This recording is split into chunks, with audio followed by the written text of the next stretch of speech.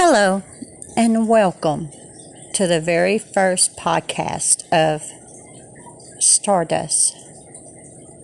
The topic for today is depression, the battle within. Now, I understand a lot of us do not want to really discuss, depression. I mean, who wants to discuss depression, right? It's such a downer. Let's be honest. I mean, it's so sad. It's like, oh, well, they're just making it up. They're doing it for attention, blah, blah, blah. But the truth of the matter is depression is as real as you and I.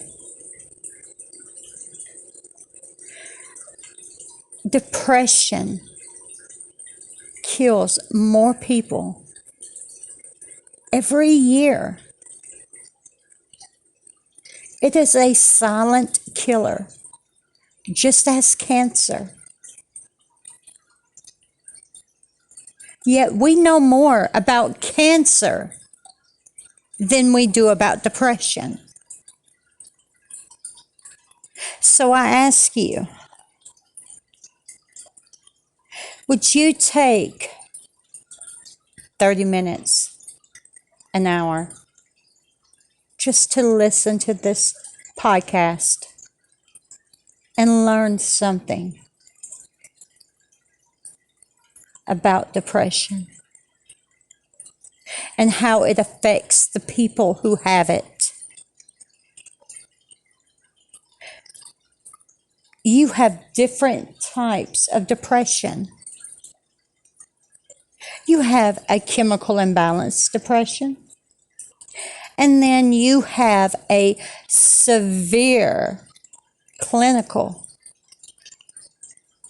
depression.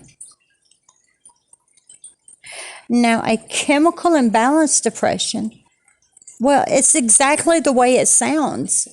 There is a chemical imbalance in the brain that is causing the depression, and the right medication will straighten that out. And as long as that person stays on the medication, the depression goes away. But the moment the person gets off that medication, the depression comes right back. But as for the severe clinical depression, that is the most dangerous depression of all kind. Because that one can lead to suicide. And you're like, well, they'll say that they're going to kill themselves. No, they won't. People who say, I'm going to kill myself, they're not going to kill themselves. It's the silent ones that you need to worry about. Not the ones that are going, oh, I'm going to kill myself. Oh, I'm going to kill myself. Oh, I'm going to kill myself. No, they're not going to kill themselves. They're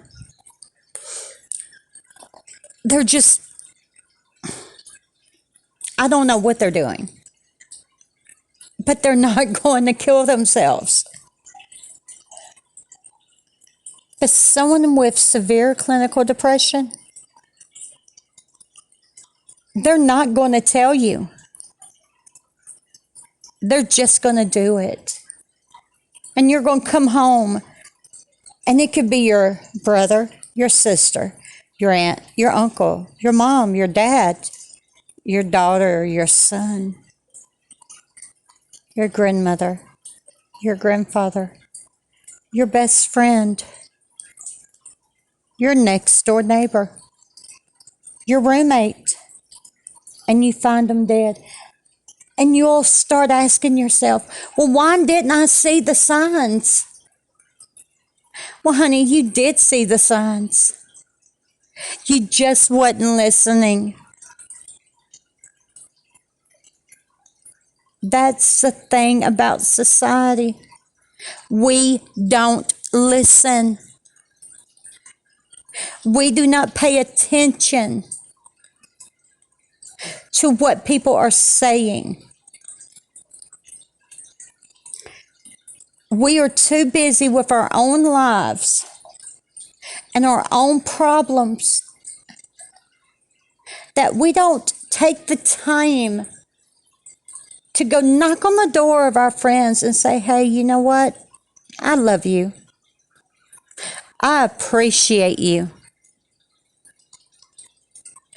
Thank you for being in my life. Thank you for everything. You are special. You mean something to this world. You make a difference. No, we don't do that. Excuse me.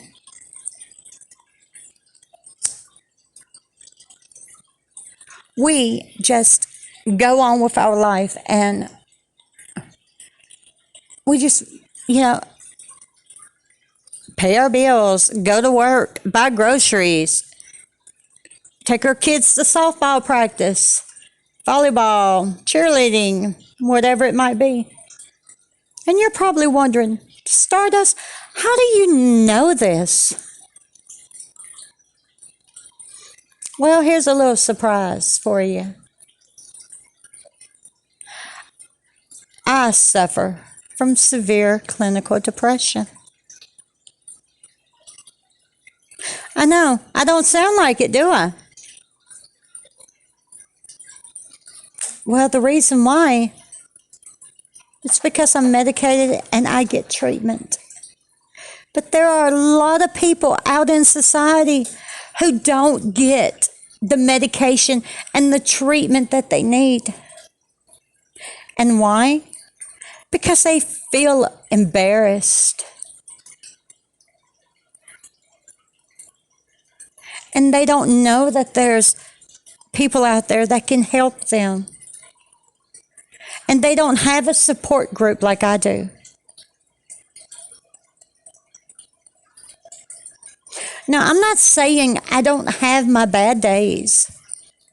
I do.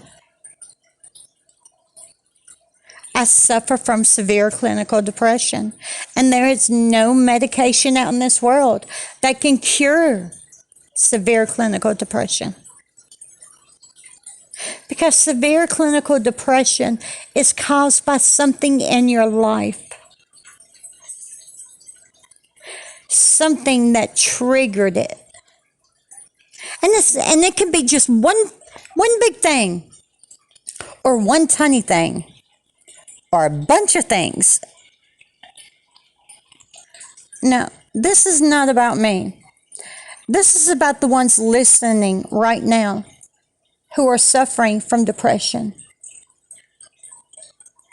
And this is for their families who don't see the signs.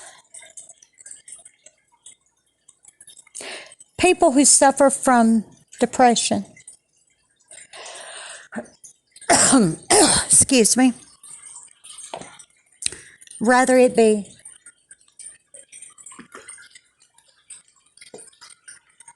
mild,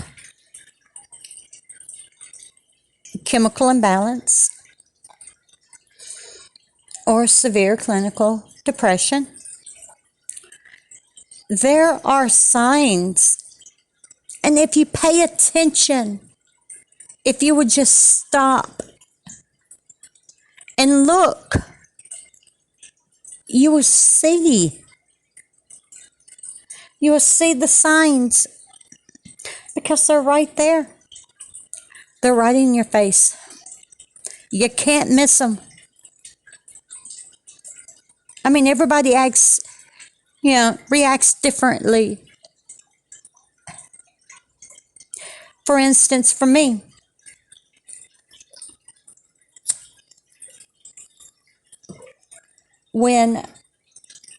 before I got help for my severe clinical depression, because, I didn't think I had anything wrong with me. I just thought I was in a bad mood all the time. I did. I thought I was in a bad mood all the time. Yeah. And I thought nothing's wrong with me. Nothing is, I'm perfectly fine. Yeah. And then I just cry for no reason. Did my husband notice? No. He was busy living his life, paying bills. I was working. We were raising 3 kids. Our life was complicated at the time.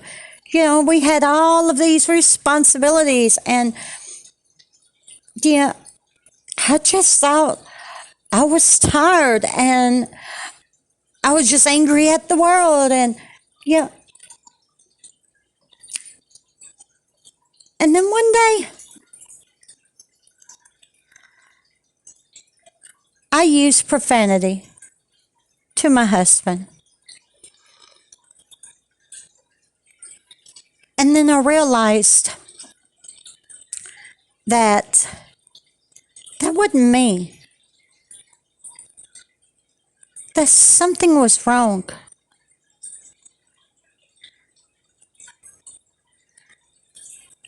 And so I stepped back and I looked back over the months and I realized that I went from this really nice, caring person to this hateful, crying, fussy individual that I never knew.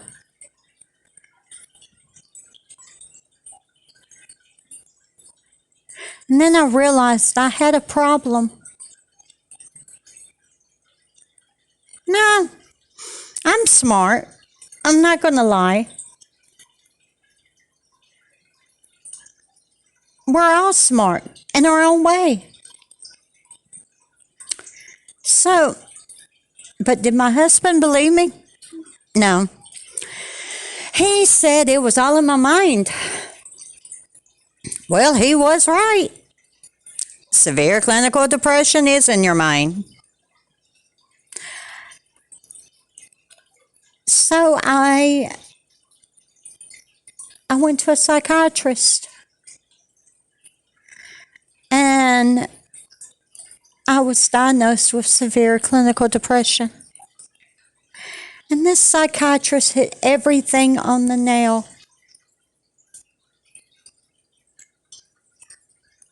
She asked me questions like, "You've thought of committing suicide before?" And I'm like, "Wow, this woman's smart.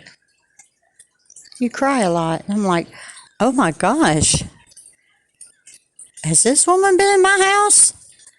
Yeah. And she's like, "Honey."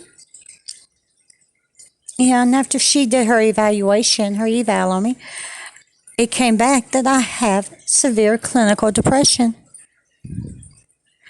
Well, see, with severe clinical depression, you develop other mental illnesses like anxiety and sleep problems like insomnia. That comes with depression. And nobody believed me at first. Everybody thought I was making it up, but the problem was I wasn't.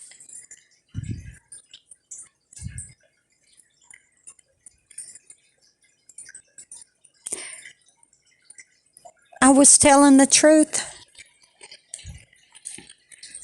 The truth was I suffered, and I will always suffer from severe clinical depression. Now, what caused my severe clinical depression? My life growing up. It wasn't the best.